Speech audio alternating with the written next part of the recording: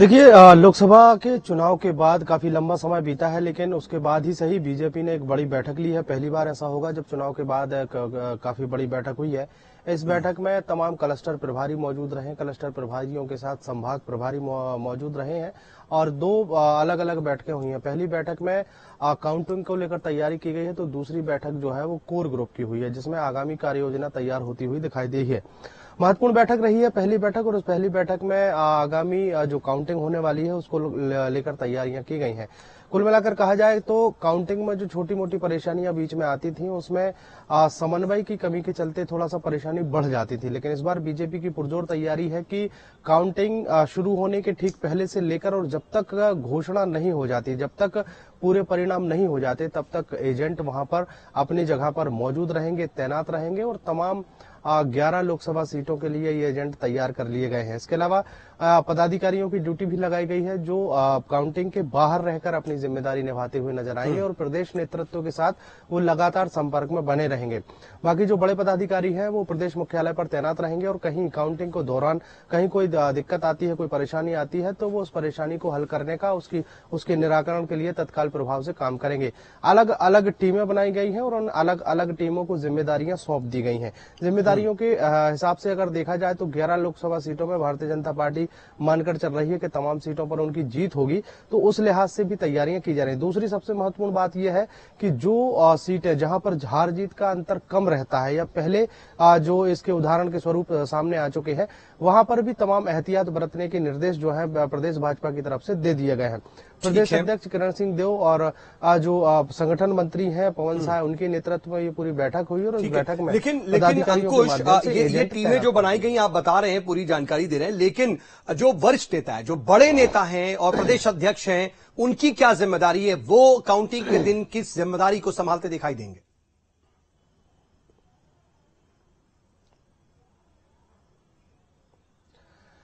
देखिए, जितने भी काउंटिंग सेंटर हैं और काउंटिंग सेंटर के साथ साथ जो अलग अलग जो कंट्रोल रूम बनाए गए हैं, ईवीएम जहां पर रखे गए हैं, वहां पर काउंटिंग होगी और वहां के लिए एजेंट बनाए गए हैं। वो ईवीएम जहां खुलेगी, जहां पर गिनती होगी, वहां पर एजेंट रहेगा और काउंटिंग सेंटर के ठीक बाहर भी 2 से 3 प्रकार के एजेंट जो है वो भी शामिल रहेंगे। वहां पर काउंटिंग जहां होगी वहां के ठीक बाहर एक पदाधिकारी रहेगा और उन्हीं पदाधिकारियों के ऊपर जो पदाधिकारी हैं, जो संभाग स्तर के पदाधिकारी हैं, वो अलग अलग जिला मुख्यालयों पर बैठकर तमाम काउंटिंग की निगरानी रखेंगे। लेकिन जो प्रदेश स्तर के पदाधिकारी हैं वो प्रदेश मुख्यालय में तैनात रहेंगे सुबह से लेकर शाम तक, जब तक काउंटिंग खत्म नहीं हो जाती, जब तक परिणाम पूरी तरीके से आ नहीं जाते, तब तक प्रदेश जो सीनियर लीडर है वो मॉनिटरिंग करेंगे और बाकी तमाम कार्यकर्ताओं को और दूसरे लीडर्स को जिम्मेदारी दी गई है। ग्राउंड पर वो मौजूद रहेंगे, अलग अलग नेतृत्व करेंगे टीम का। आप नजर बना रखिएगा, आगे भी आपसे अपडेट के लिए जुड़ेंगे। फिलहाल के लिए बहुत शुक्रिया आपका अंकुश।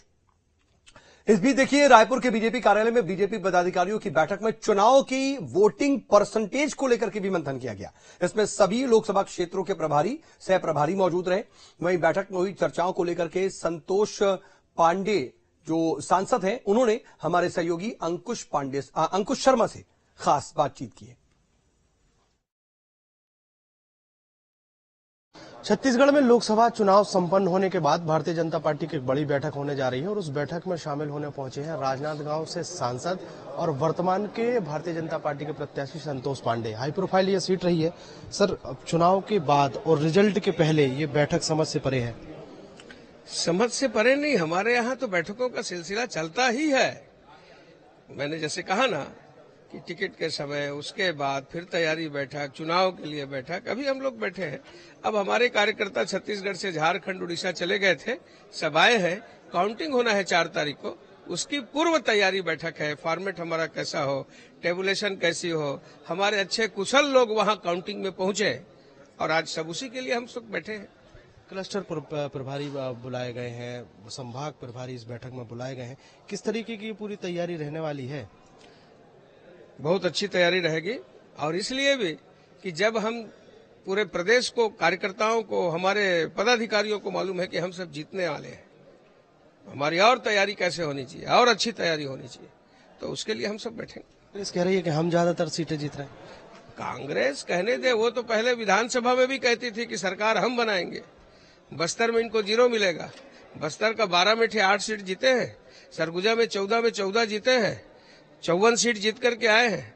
ये ऐसी कहते रहे, भारतीय जनता पार्टी आगे बढ़ती रहेगी हाथी की चाल से।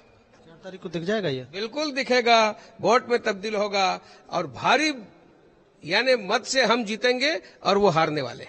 राजनांदगांव लोकसभा से बीजेपी के प्रत्याशी और वर्तमान के सांसद संतोष पांडे हमारे साथ जुड़े हुए थे। भाजपा की जो बैठक होने जा रही है उस बैठक को लेकर उन्होंने कहा है कि आगामी तैयारियां हैं और उन्हीं तैयारियों को लेकर बीजेपी बैठक कर रही है।